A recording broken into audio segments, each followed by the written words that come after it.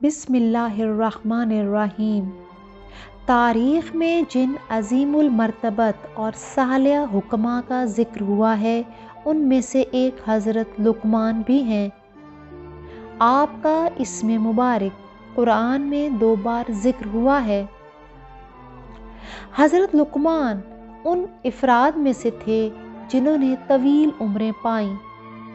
آپ کی عمر کے بارے میں 200 تا 560 اور 1000 تا 3500 سال تک لکھا گیا ہے۔ آپ کا نسب کچھ یوں ہے: لقمان بن عنقی بن مزید بن سارون۔ آپ کا لقب ابو الاسود تھا۔ بعض انہیں حضرت ایوب علیہ السلام کا بھانجا یا ان کی خالہ کا بیٹا بھی لکھتے ہیں۔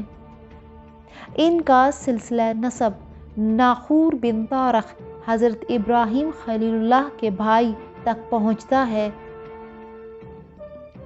وہ افریقہ کے دیہات نوبہ کے رہنے والے تھے۔ ان کا رنگ سیاہ، ہونٹ موٹے اور پاؤں چوڑے تھے۔ وہ ایک عرصہ تک چوپاں اور قید من حصر، جو کہ بنی اسرائیل کا ایک ثروت مند شخص تھا، کے غلام رہے، لیکن ان کی حکمت کی وجہ سے انہیں ان کے ارباب نے آزاد کر دیا تھا۔ حضرت لقمان ایک گاؤں نوبہ جو کہ افریقہ میں واقع ہے کے رہنے والے تھے۔ ان کے آقا کا نام قین بن حصر تھا۔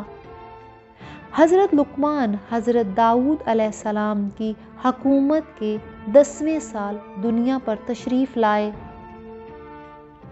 وہ ایک عبد صالح تھے۔ اللہ تعالیٰ نے انہیں حکمت کی نعمت سے مالا مال کیا تھا اور ان کو ایک طویل عمر عطا کی تھی۔ دنیا کے مختلف حصوں میں انہوں نے زندگی گزاری۔ ان سے ہمیشہ حکمت و دانائی ظاہر ہوتی اور وہ حضرت یونس کے زمانے تک زندہ رہے۔ ایک حدیث میں ہے کہ حضرت لقمان نے اپنے بیٹے سے فرمایا: اے میرے بیٹے، میں نے 400 پیغمبروں کی خدمت کی ہے۔ میں نے ان کے کلام سے 4 باتیں اخذ کی ہیں: جس وقت تم نماز کی حالت میں ہو تو اپنے دل کی حفاظت کرو، جس وقت تم دسترخوان پر بیٹھے ہو تو اپنے گلے کو حرام مال سے محفوظ رکھو، جس وقت تم کسی دوسرے کے گھر میں جاؤ تو اپنی آنکھ کو نامحرم کی نگاہ ڈالنے سے بچاؤ، اور جس وقت لوگوں کے درمیان میں جاؤ تو اپنی زبان کی حفاظت کرو۔ اس حدیث کی بنا پر حضرت لقمان نے علاوہ اس کے طویل عمر پائی، ہمیشہ پیغمبروں کے ساتھ رہے، 400 پیغمبروں سے ملاقات کی اور ان کے معنوی کلام و گفتار سے بہرہ مند ہوئے۔ سورہ لقمان کی آیت نمبر 12 میں ارشاد ہے کہ ہم نے لقمان کو حکمت عطا کی۔ ایک مرتبہ کسی شخص نے حضرت لقمان سے پوچھا: کیا تم ہمارے ساتھ بھیڑ بکریاں نہیں چراتے تھے؟ حضرت لقمان نے کہا: ہاں، ایسا ہی ہے۔ اس نے پوچھا: آپ یہ بتائیں کہ آپ کو علم و حکمت کہاں سے نصیب ہوئی؟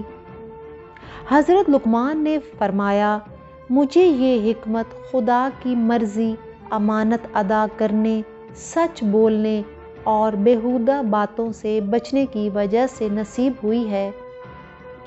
حضرت امام جعفر صادق علیہ السلام سے کسی نے حضرت لقمان کے بارے میں پوچھا تو آپ نے فرمایا: خدا کی قسم، جو حکمت جناب لقمان کو دی گئی وہ نسب، مال، جمال اور جسم کی وجہ سے نہ تھی، بلکہ وہ حکم خدا کو بجا لانے میں بلند ہمت تھے۔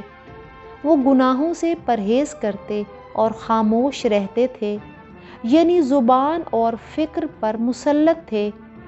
وہ گہری نظر سے امور کو دیکھتے، وہ بہت زیادہ فکر کرتے، وہ انتہائی ہوشیار اور تیز بین تھے، وہ کبھی دن کے آغاز میں سوتے نہیں تھے۔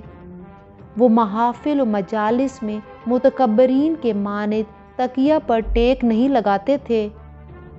وہ آداب زندگی کی مکمل طور پر رعایت کرتے۔ وہ کبھی آب دہن کو راستے میں نہیں پھینکتے تھے۔ وہ فقہا اور دانشوروں کے ہمراہ زیادہ بیٹھتے اور ان علوم کی تلاش میں مارے مارے پھرتے جو خواہشات نفس پر مسلط ہونے کا سبب بنتے۔ تاریخ کی روشنی سے پتہ چلتا ہے کہ حضرت لقمان نے اپنی زندگی کا بیشتر حصہ مشرق وسطیٰ، خاص طور پر فلسطین اور بیت المقدس میں گزارا۔ منقول ہے کہ ان کی قبر فلسطین کی ایک بندرگاہ ایلا میں واقع ہے۔ ویڈیو پسند آنے پر لائک اور شیئر کریں اور نئی ویڈیوز کے لیے ہمارے چینل کو سبسکرائب کریں۔